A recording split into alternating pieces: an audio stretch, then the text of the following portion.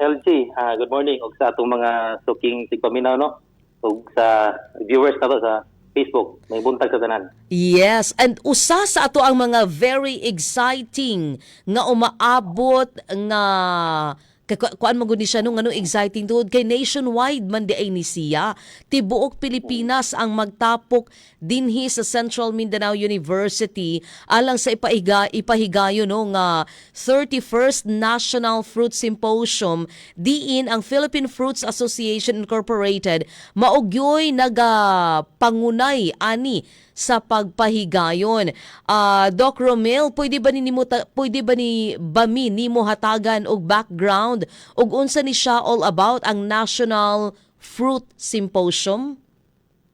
Yes, tama ka Ma'am LG no. Actually, kining National Food Symposium is tinuig ning aktibidades sa Philippine Fruit Association Incorporated. So swerte ta kay karong tuiga ilang napili ang Central Mindanao University nga mahimong venue sa kini nga big event. So basically it's a partnership ni Sano with Central Mindanao University and the Philippine Fruit Association which pagahimuon sugod karong Lunes Pizza 22 ug mauman pud siya sa Pizza 26. Okay. Kinsa man ang invited? Ani open pa ba ang mga slots nato para sa ato ang kay kaganina man before ta nag-start akong gi-invite ang ato mga fruit farmers katubit ang mga nagatanom og mga prutas not only diri sa Bukidnon but sa whole world nga makadungog ani kinahanglan pud good tay Facebook go live. So kinsa gyud ang kwalipikado nga pwedeng makatambong, pwedeng maka-attend or maka-participate aning ato ang symposium? So kini atong symposium primarily designed gid sa atong mga farmers but also wa po nato gina-include po nato ang mga of course kini mga researchers, mga professors and even mga students kay as ay backgrounder lang po Ma'am El, kini magud sa activities mura sa regular gathering of mga researchers, mga students, mga successful farmers. Kaya atong hisgutan ang mga latest nga trend sa fruit industry sa not only in the Philippines but in the entire world. So parang may exchanges of ideas, siguro ma-open po na mga opportunities sa gawas na pwede nato ma-avail within sa diri sa tuwa sa Pilipinas. So open sa tanan and atong imo pangutan na if open pa ba ang registration. Actually mag-accept kami of even mga walk-in nga registrant by Monday or Tuesday. Ako pa silang gina-cater ya. Though daghan naman po gyud ang nag-attend or nag-register. But still, we cater. Liban na gyud ang taga Bukidnon. Ato gyud ang priority. Okay. How about sa mga farmers? Kani ba siya nga panagtapok? Is this for free or naa ba sila dapat bayaran ang ato mga mag-uuma nga gustong makadungog sa kani ato ang mga speakers? Sige, ako lang ihatag gamay ang background sa flow sa 5 days program no. Oo. Para ma-confirm na ko, ma-discuss na ko ang regarding sa concert sa farmers. So during the first day on the 22, actually basically arrival ginatagaan tog time ang mga taga Lagyo, labi na gid ang taga Luzon ug Visayas na baka may enough time. So it's more on arrival and registration. During the second day, diyan na magsugod ato ang program proper wherein of course invite ginato ato ang beloved University President to give us the welcome address. And nabuntay isa ka bukat pod nga bisita nga mohatag og keynote address. Ang Undersecretary for Operations and Agri-Fisherman Mechanization sa Department of Agriculture, si Engineer Roger Navarro. So magtuloy-tuloy ang ato ang plenary session up to morning of the second day. That's on the 23rd. And then, in the afternoon, since na po siya competition sa mga scientific papers and mga poster presentation, so pag-imuon na siya sa hapon sa 23. And at the same time, para relevant aning hapon sa 23, mo ni ang Farmers Forum. So amo gini siyang tagaan og pagtagad kay of course kinahanglan importante gid kay mga farmers nato no. So libre ni siya, walay registration for the farmers and then gilibre pod sila sa food or natay heavy stock reserve. Nabutay panghatag ng mga giveaways, mga kalo, t-shirt. So ihatag na sa mga farmers. Actually, gi-extend na ginamo ang invitation sa tanang municipality sa region sa Bukidnon. Even we tap the assistance of the ETI para ma-invite gid ang mga farmers. Although nag-limit lang nga 10 farmers per municipality. Basta siguro ang kuan lagi different ang lagi maka-represent from the municipality. So in instance nga na farmer nga nakadungog interested, I request nga duulang inyong siguro municipal agriculturist, and then i-express inyong intention dito para ma-priority mo ng event. Oh, okay. In terms of program, Ma'am LG, amo yung pagtagad po ng mga emerging fruits karon. Like for example, kining durian where it's already $1 billion industry sa China. Wow. So natay oo, di ba? special topic. Yeah. Kaya di ba exported sa China ang Philippines? Yes po.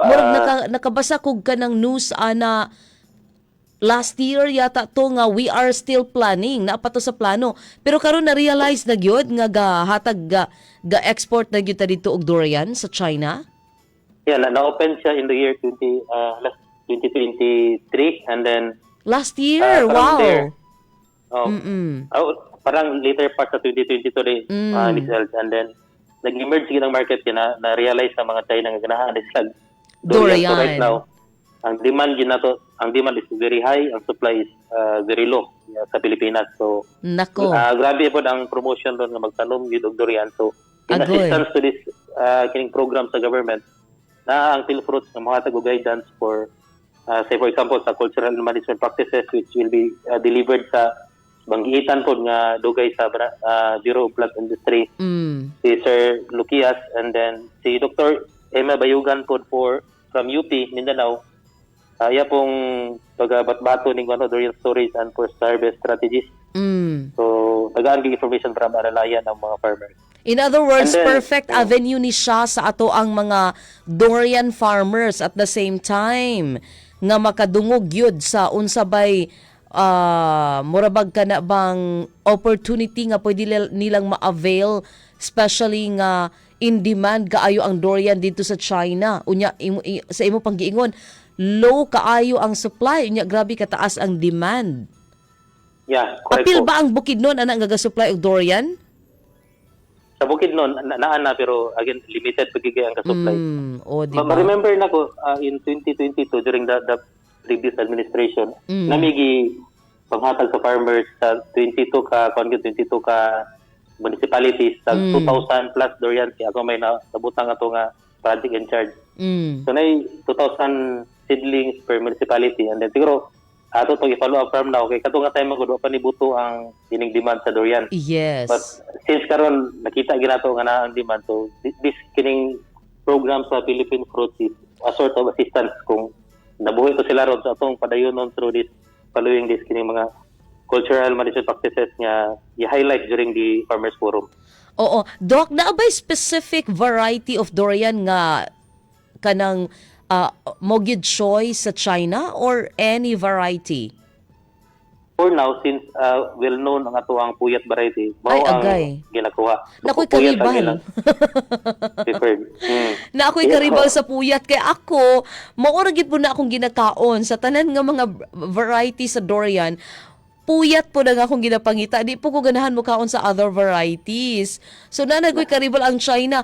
Di po nila hutdon unta. No, ato po nang hangyoon ng China nga. Hinahinay lang po mo pamalit diris Pilipinas. Ayaw lang po hutdan ng puyat. Pero for sure, na-introduce ilahang other varieties. Only that, ang ilalang yung choice is ang puyat. Ana ba? Ako natin mga emerging new varieties, new developed varieties like yung musangking. Ang mura po, kung gilamian ta sa puyat, mas lami ginang musangking, mura gid siya kini ice cream na ginoon. Really? Ay, so, sa name? Musangking? Yeah, musangking. Gi-develop from Malaysia. From Malaysia. Okay. Wala pa ta na aron ri sa actually nana ta sa Pilipinas pero pila pa lang gid ang natanom and then mo pa pagsugod og harvest food. So for information, Ma'am El, actually ang price ani musangking is moabot og 1,000 pesos per kilo. Hoy. Musangking nga. Grabe na sad. Mureklamo na magita diri sa Lusyapan ka. malusap-lusapan ta na nga presyo kay mureklamo na maganita og tag 100 ang kilo sa durian nato diri sa Bukidnon. Unsa na lang ka ng 1,000 kapin. Sigo, dito na isang price sa Malaysia. China market na. Sa China, Northern China man ang kusog ginukan. And then kung gibahalan ani napagi gi-develop nga kining blackthorn nga variety po doon nga mas superior pa daw sa musangking. Oh. Taas pa gyud ang presyo mga 112 per Still kilo. sa Malaysia or gikan sa gi-develop sa Malaysia or asa pud nga Murag, country? Thailand at Indonesia or Thailand. Thailand, hindi ko sure. Basta gawas siya na develop yapon. Naka-try na ka, Doc? Imo na ning natilawan nga mga varieties? Ang musangking pa lang, ang blackthorn, wala po katilaw. Pero again, based on mga report magod sa update, muning pinaka makonsider nga supreme nga variety. Hala, uy. Pero 1,000 kapin, marag puyat na lang ko, uy. Bitaw. Anyway, ato nang i-discover pohon kana siya nga mga varieties. Kay basin di ay og moabot na, di ba? Mura bag one of these days along the way moabot ra gid diri sa Pilipinas og ma-introduce na diri sa atong mga farmers, and who knows na ay gusto mo venture. Naa tay live viewers no sa Facebook, si Ma'am Marites Nambong. Ang iyang pangutana, pwede ba mga gagmay nga mga farmers maka-attend ana asa dapit na, ma'am? Diri sa Central Mindanao University ni Ama Marites og sa giingon pa ni Doc Romel ganina nga pwede mo moduol sa ato ang Municipal Agriculture Office para magpalista. Murag ana ba na siya, Doc, no? Yes po, mag-coordinate lang ta kay in the first place nag-send the invitation sa Municipal Agriculture.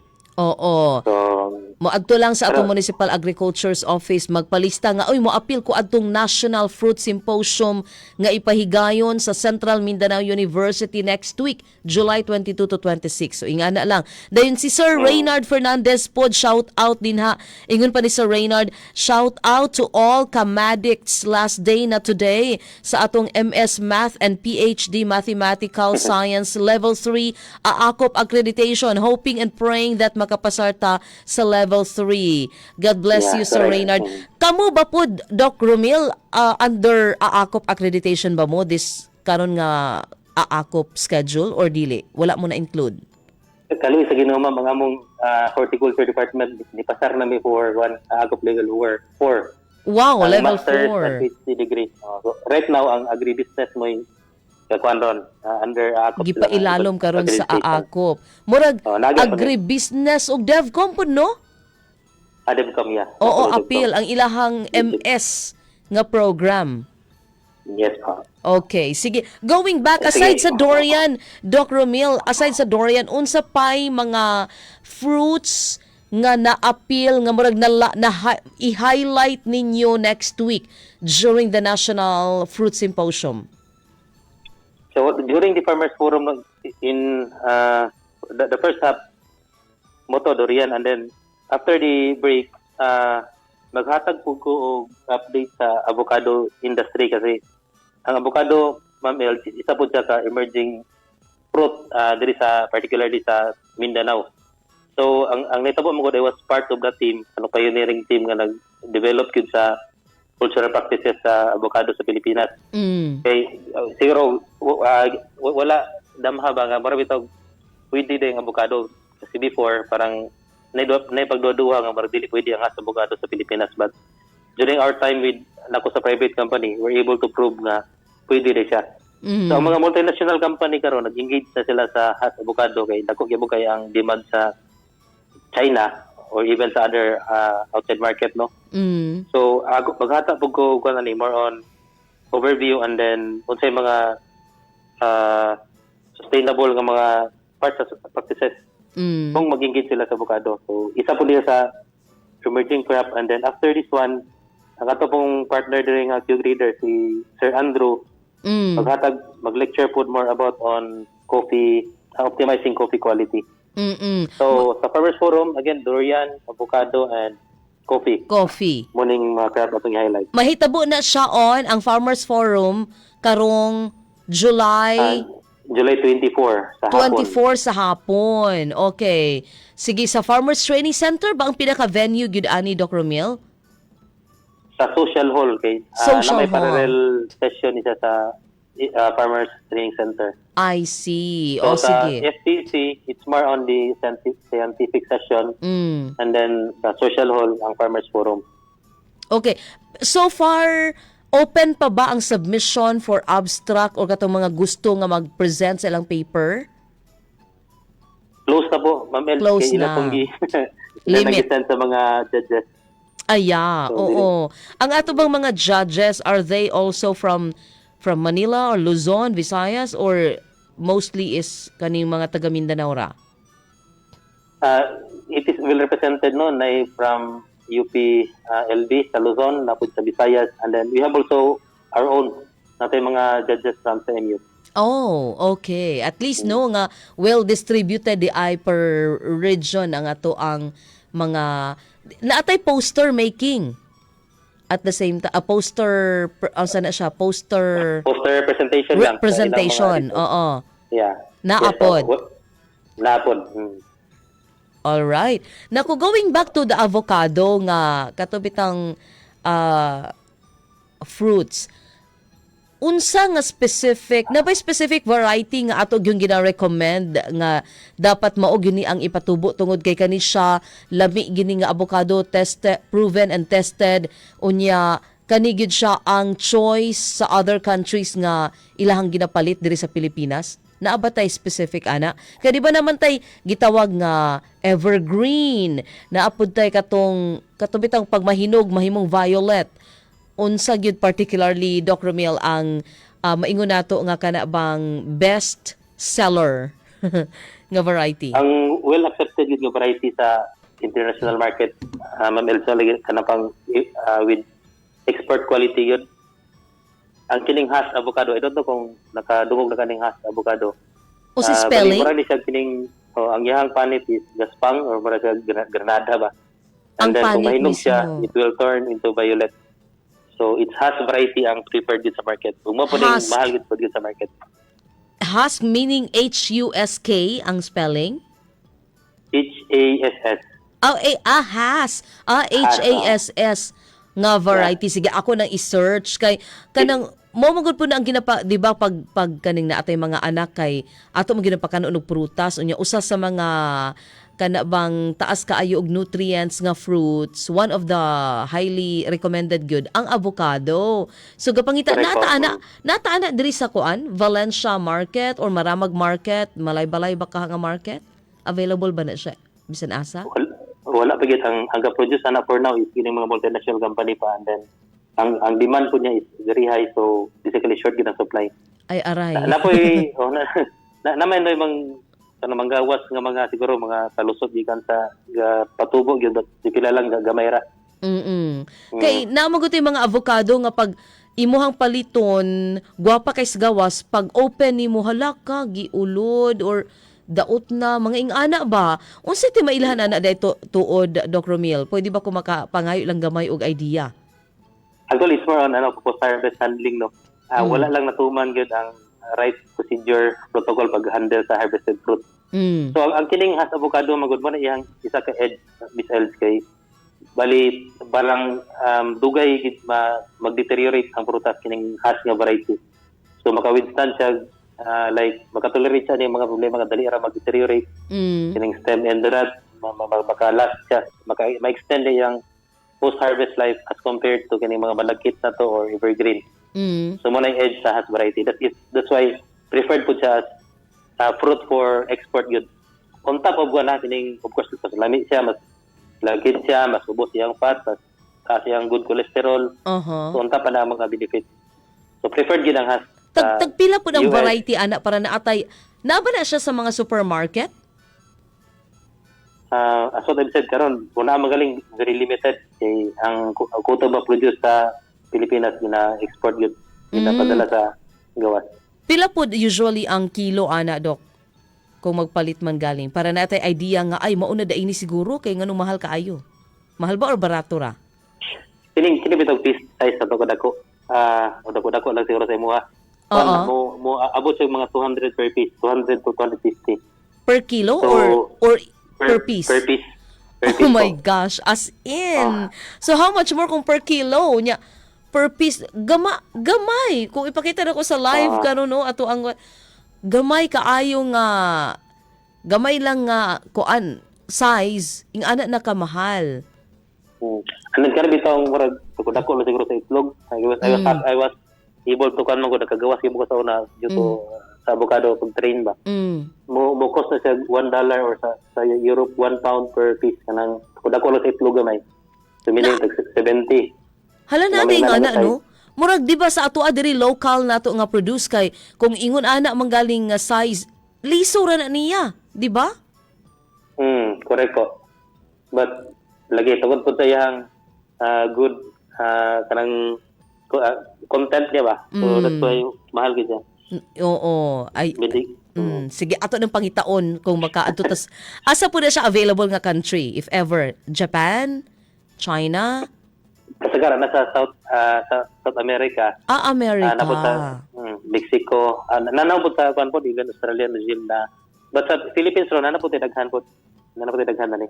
Sige, ato nang i-discover nga variety. Anyway, napo ko nabasahan nga usa sa mga highlights po during the symposium kani inyong study tour. Asa man ni Yes, asa man mo paingon ani kinsa may qualified nga mo appeal ani study tour? Are this kaning study tours limited or pwede ra maka-join even ang ato mga farmers who are interested to go? Ang na-consider for now sa study tour is katulad yung nag-register sa whole program no. Okay. So for right now nanay mga 90 ang mo join sa study tour. So atong suruyon ani of course kinig yung mga performer ng mga farm, let's say for example kining Cinca de Garces nga for all we know champion gini sila sa last year sa competition sa coffee. And then, for this year third sila sa national level. So Unsa nga coffee? Unsa nga variety, Doc? Arabica coffee. Arabica. So dito ni sa pangantukan muning primero nga suruyon kay highland ng elevation. So atong i-take ang opportunity nga wala kay ulan during early in the morning. So dahon sa dito. And then after by around 8 AM atong suruyon po ang kining isa ka multinational company po, emerging company, ang Farmine Asia Banana Corporation for their banana plantation. Dole. So muna siya. Farmine. And then mag-lunch na, after lunch dito na rin ta sa pineapple plantation of Dole. So okay. tulo ka Usa to isa, Doc? Aside sa Dole, aside sa Finca de Garces, usa to isa katong tunga nga imong gi-mention? Farmine Asia Banana Corporation. Banana. Asa na siya located pod? Na part sa Maramag ang pangantukan ang area nila. So, nasa boundary. Sige. Sounds very exciting kaayo no ang atong event. Doc, wala namang gitay igong oras. Imo na lang nga kanang invitation. Ilabi na sa mga farmers kaysa imo pang giingon invited ang atong mga mag-uuma sa prutas katong mga interesado kay libre ra ni walay registration. Kanus-a sila pwede mo adto? Sige. So actually we will take this opportunity no nga atong i-maximize ba kay we have experts from different fields and then coming from different portions of country. So as much as possible I'll invite the farmers to join labi ng Farmers Forum po. So ang Farmers Forum is that will be on Wednesday in the afternoon sa Social Hall. So again para well coordinated doon lang mo sa inyong municipal agriculturist para po ma-assist mo sa transportation kay in the first place na coordinate naman. So doon lang mo sila para ma-appeal mo sa lista and then pag-abot mo diri sa atong main venue, di po ta basig sobra ra po kayo participant ba kay naiuban wala na coordinate. So on our part naghangyo lang po nga mo-coordinate mo para dili kay ingon well organized ra nga tuang paggandak sa Farmers Forum. So kato lang siguro Mel, as much as possible i-invite ako sila para kung na sila mga queries nga kuan natay daghan mapagutanan kinain daghang expert nga na nangatay. Okay. So tanan nga municipalities diri sa Bukidnon naa sila invitation kani ato municipal agriculture. Yes po, gisendan sila kuan invitation from Philfrost Association.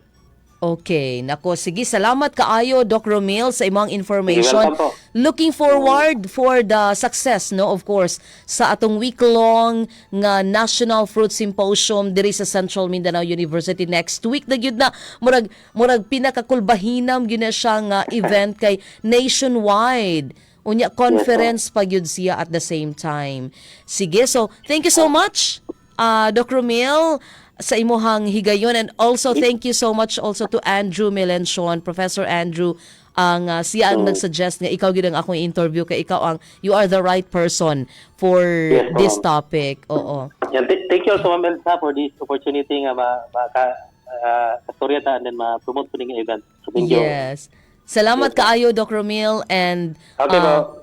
God bless you. See you around the campus po, and see you next Yes, week. po. All right. See you. Okay, thank you. God bless. God Bye-bye. bless you. Bye-bye. Higala, wala na kita igong oras. So it's already 5:58. Atong nakahinabi si Dr. Romil Hamisulamin Tan. Si Dr. Romil Hamisulamin Tan, usa ka faculty member diri sa Central Mindanao University, and fortunately also he is the Board of Trustees member for Mindanao. He is the Mindanao representative sa Philippine Fruits Association Incorporated. So next week, atangin ninyo ha, July 22 until 26, mao itong pagpahigayon sa ika-31st nga National Fruit Symposium dinhi sa Central Mindanao University. Okay, alas 5:59 na, ug wala na kita igong oras. I'll be back for our 6 o'clock, no, Balita 88.9. Hugna alas 6 ning sibiyahang DXMFM. Kini na lamang kauban ako si June Calamba, ang atong technician on duty. This is once again LG Iman Aninayon. I'll be back for our Balita 88.9.